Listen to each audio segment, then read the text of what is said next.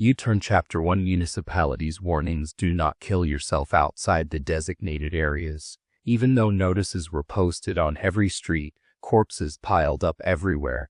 The number of dead was so overwhelming that it became impossible to clear them all.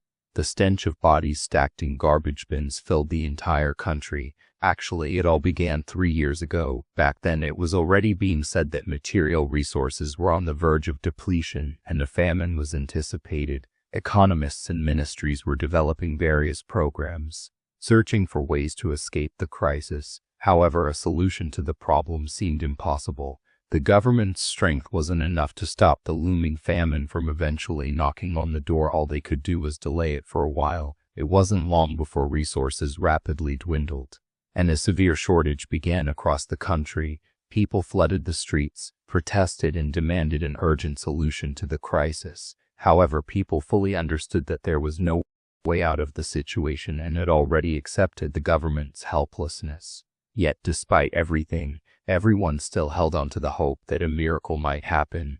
During the heated debates, a terrifying idea was broadcast on television. One of the prominent economists proposed an extremely cruel solution to prevent the famine. He explained that the average life expectancy in the country was 70, and that resources had been calculated based on this. By eliminating everyone over that age, they could temporarily stave off the famine.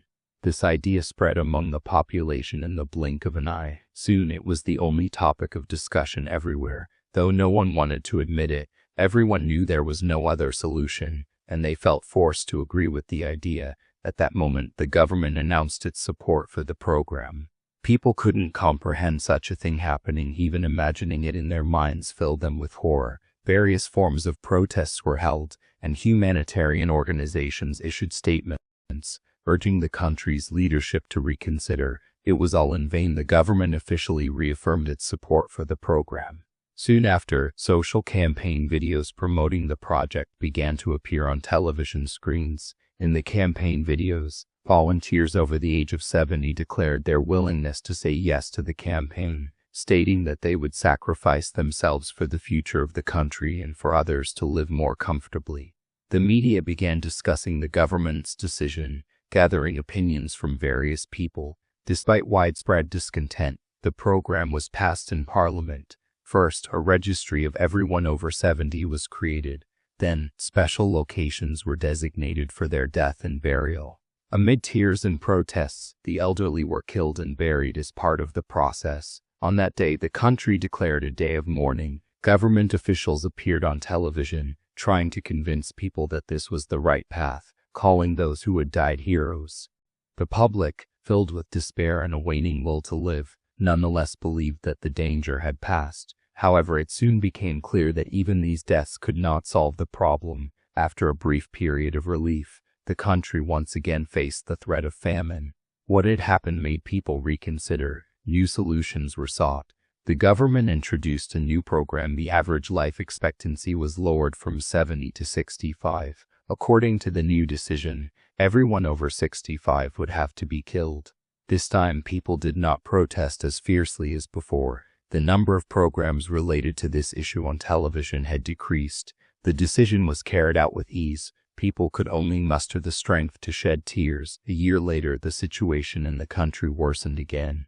The government began searching for new solutions. Everyone was waiting to see what decision would be made and what steps the government would take. Those over 60 were particularly anxious. The drastic drop in the age of death terrified people. However, this time the government made a different decision. According to the new rules, the average life expectancy was not lowered. Instead, a lottery would determine who would die. The country was thrown into turmoil once again. The public felt the fear of death more acutely, driving them back into the streets. But protests were quickly suppressed.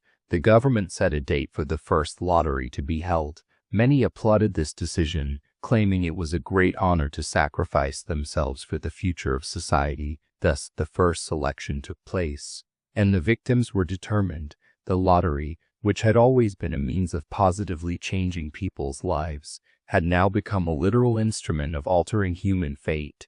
Until the day the first victims were executed in designated locations, everything that had transpired felt like a bad dream to everyone.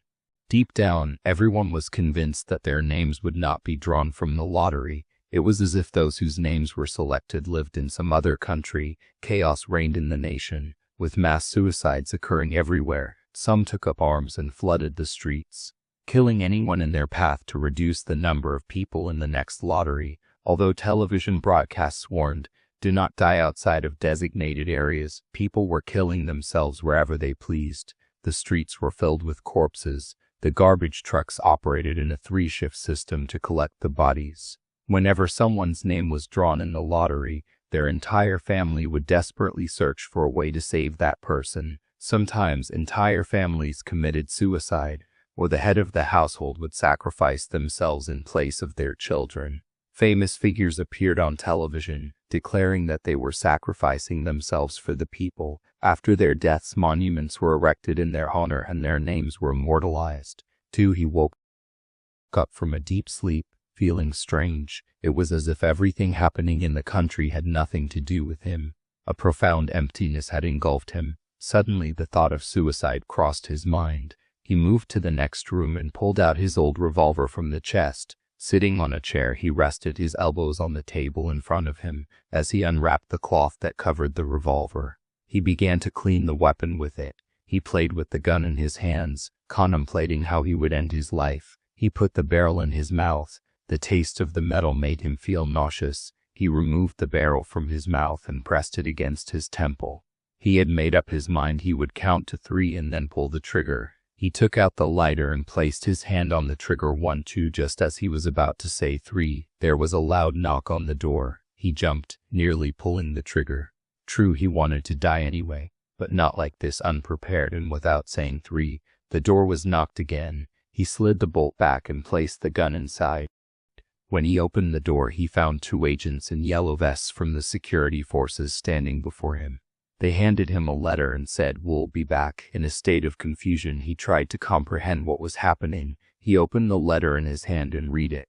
His name was on the list from the lottery held yesterday. The letter stated that he would be killed in 3 days, detailing the procedures to follow. At the end of the letter, there was a special note: "Please do not attempt suicide. Your death must be carried out by the state. This is necessary for future generations." He had been unaware of the lottery held yesterday and was struggling to understand what was happening. He returned to the table. He picked up the gun and placed it on the table. On one side lay the letter about his death, then on the other side was the weapon he had intended to use to take his own life. Everything was slowly starting to become clear. It felt as if he was just beginning to grasp what death really meant. He had been playing a game all along. He hadn't realized how heavy the feeling of death could be. He fixed his gaze on a point, standing still and motionless. He wanted to forget the paper and the gun on the table, yet afraid of catching sight of them, he kept his eyes locked on one spot for a long time. But there was no use. He could no longer deceive himself. He had to accept the truth lying on the table. He quickly slid the drawer open and placed the gun and the letter inside. Taking a deep breath, it felt as if everything were a dream, and as long as the letter remained in the drawer, this dream wouldn't come true.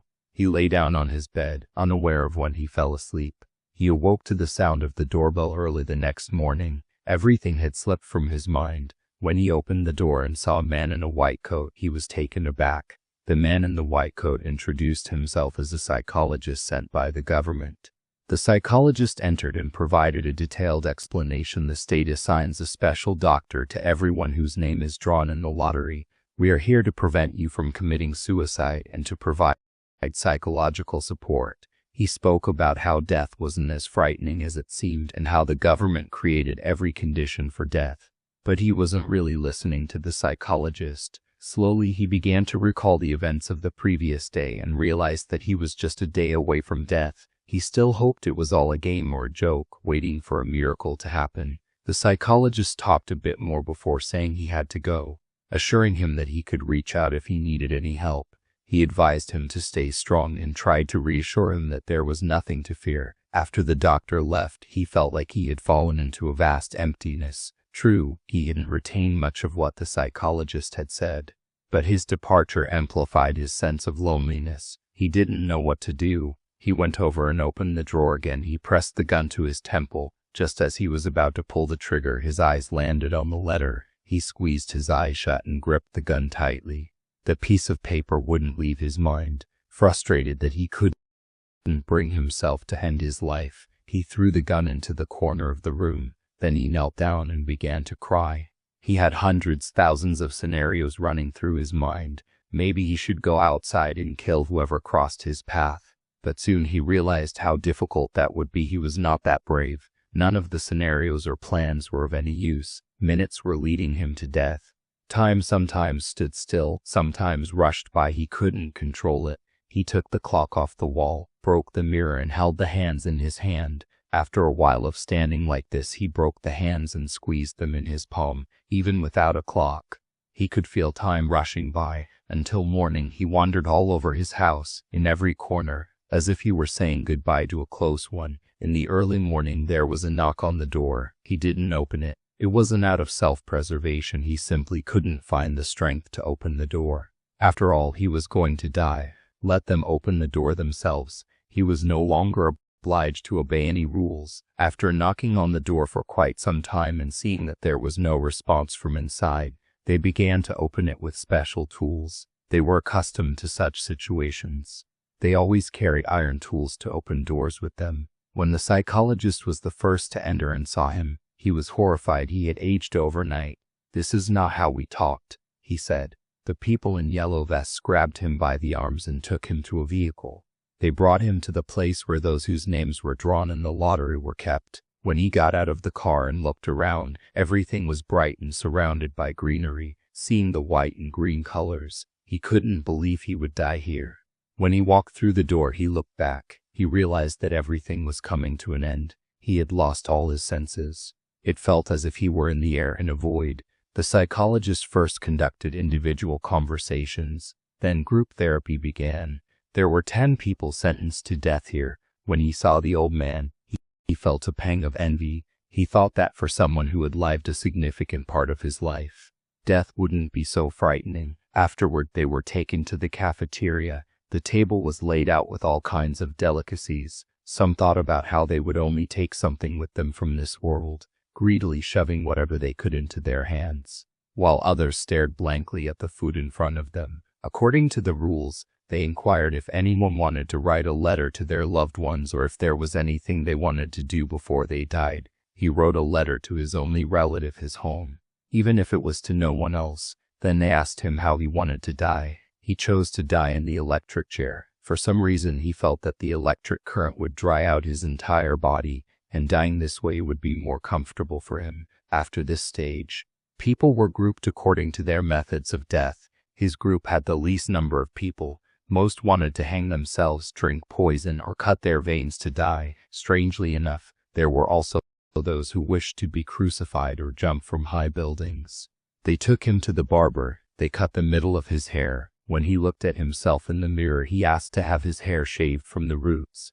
He was sitting in the electric chair. His arms and legs were tightly bound. A wet sponge was placed on the top of his head. This was necessary for the current to spread quickly. His body twitched. They attached a current-conducting cap to his head. The red light above was replaced by yellow. The psychologist asked if he wanted to say anything. He remained silent. He still didn't believe he was going to die. Maybe he had already died. The light above changed from yellow to green. The yellow-jacketed assistant reached for the electric switch. By delaying the procedure for a few seconds, he was granting him a few extra moments of life, fulfilling his moral duty. Everyone was bewildered. The green light had been replaced by a red one. The guard didn't understand this. He quickly left the room and returned after a while.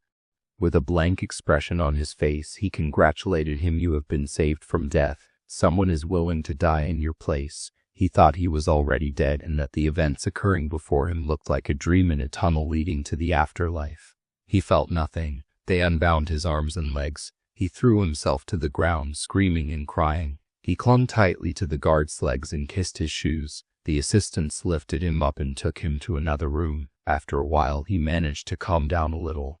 He was curious about the identity of the person willing to die in his place. As far as he knew, there was no one else. At that moment, a middle-aged woman appeared at the door. She was looking at him quietly. He recognized the woman. They had lived together for a while. Then they separated because their life together had become boring. He felt pity for her. The woman began to speak slowly. I'm fed up with everything. I don't want to live. Last month, I lost my father in the lottery. There's no point in living alone. Yesterday, I put a stool down and hung a rope from the ceiling. I got on the stool and put the rope around my neck. Ever since my father died, I've been afraid to be alone in the house. That's why I always leave the television on. And no, it sounds ridiculous. A person is afraid of unseen forces even when they want to end their own life. When the rope was around my neck, they were announcing the lottery results. Suddenly I heard your name.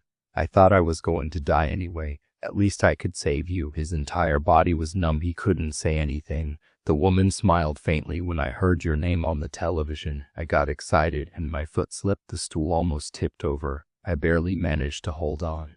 Can you imagine if the stool had tipped? I wouldn't have been able to save you.